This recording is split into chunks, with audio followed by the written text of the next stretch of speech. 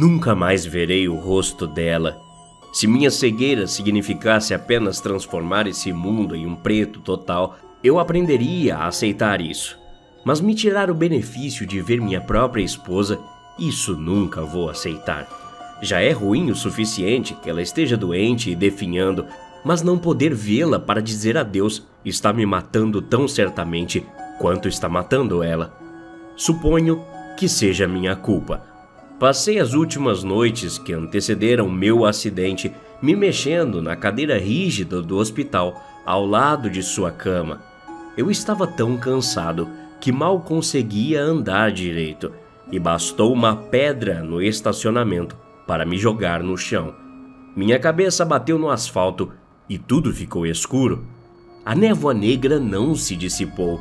Em seguida, só me lembrei de que estava sentado na cama do mesmo hospital que minha esposa estava, com uma enfermeira explicando o que havia acontecido. Cegueira cortical pós-traumática, ela disse. Parece que houve algum dano ao seu córtex occipital quando você caiu no chão. Onde está Sarah? Onde está minha esposa? Eu quero vê-la. Foi a única coisa que falei. A enfermeira apenas tossiu e disse: há uma chance de sua perda de visão ser causada por pressão no nervo óptico, que pode ser corrigida com cirurgia. O médico não quer ter muitas esperanças, então você deve estar preparado para se adaptar à vida sem visão. É verdade que eu não conseguia ver a enfermeira, nem o quarto do hospital, nem mesmo minha própria mão a poucos centímetros do meu rosto. No entanto, não era como eu esperava. Eu conseguia ver algo pior. Eu enxergava um mundo que não era o mesmo que deixei para trás. Procurei palavras tentando explicar as coisas pretas e roxas que pendiam ao meu redor em árvores altas. Como essas coisas balançavam graciosamente em um vento invisível, curvando-se sobre suas centenas de articulações que pareciam dedos se curvando para frente e para trás sobre si mesmos. Apontei para o céu laranja e para os enxames de insetos que desfilavam inconscientemente em minha direção por todos os lados.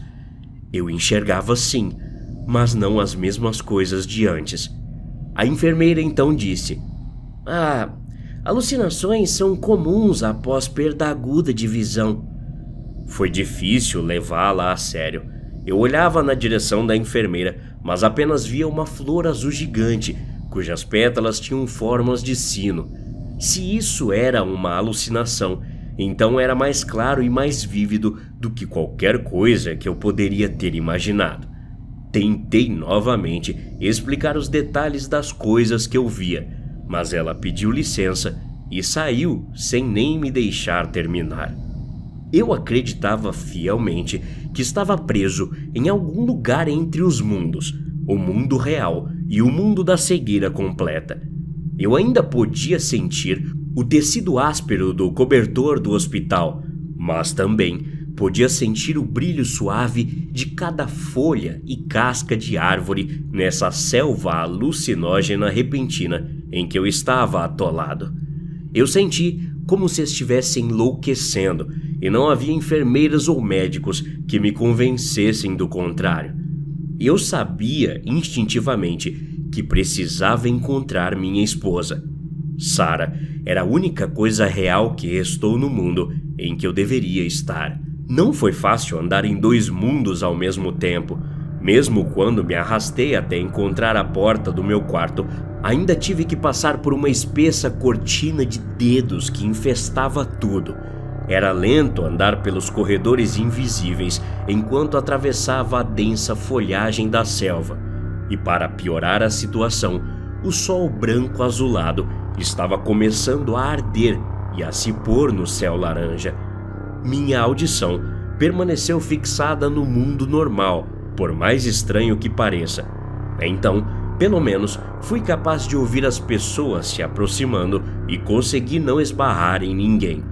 Assim que alguém me indicou o elevador principal, não tive problemas a partir daí. Eu havia visitado Sarah tantas vezes naquele hospital que conseguia encontrar o caminho de olhos fechados.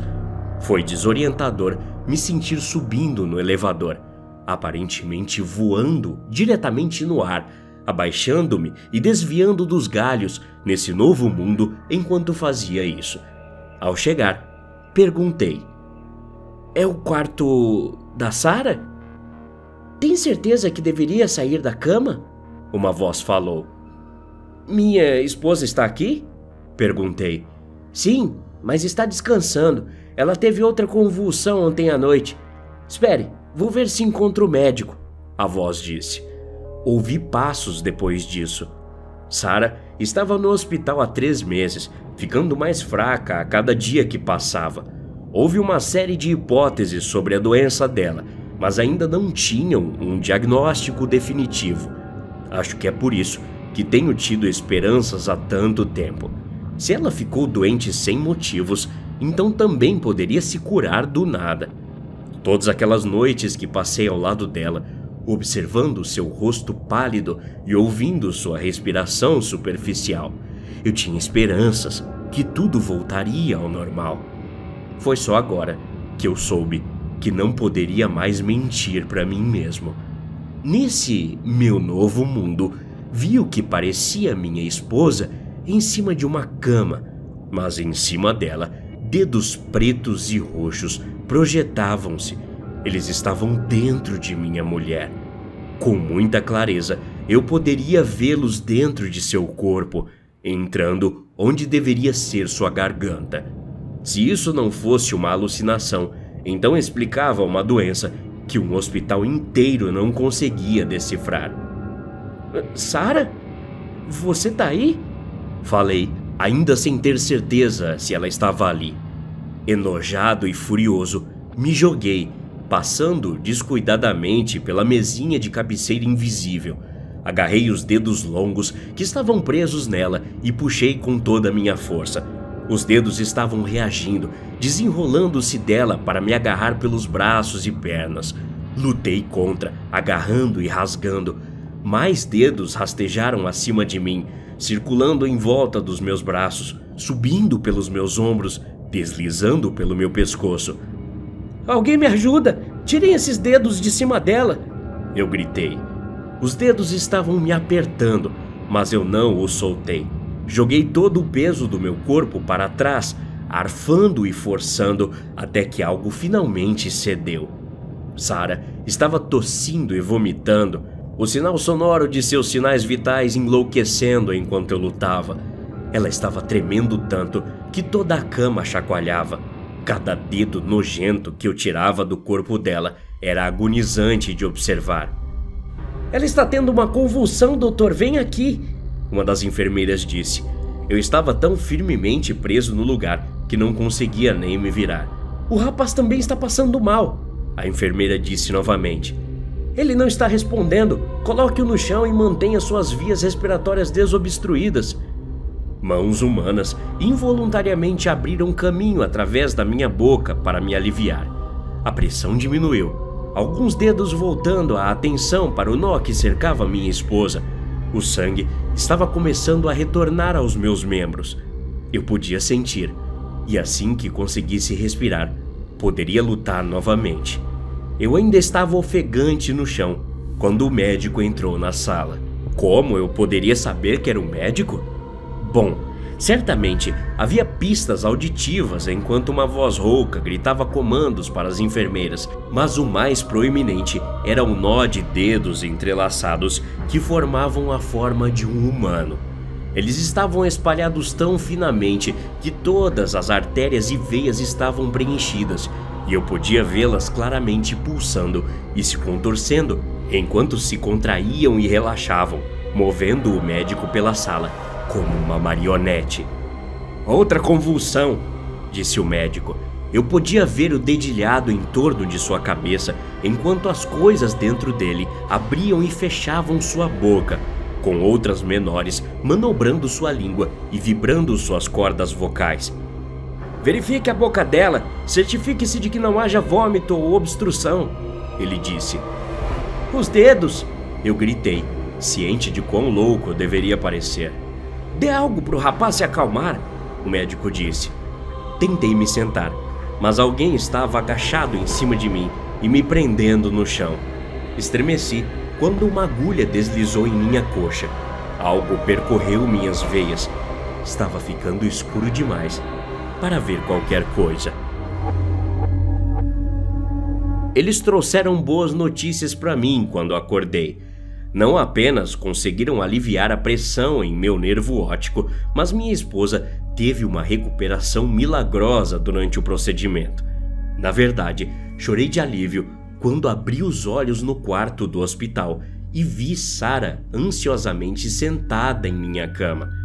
Apenas Sarah e todo o ambiente normal, sem dedos, sem selva desconhecida, sem sensação de rastejamento de insetos ou esquivando-se de árvores alienígenas.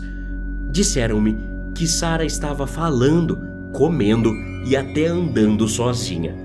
Embora tenham me avisado que ela ainda estava rígida e demorava para reagir, rígida não é como eu descreveria seus movimentos.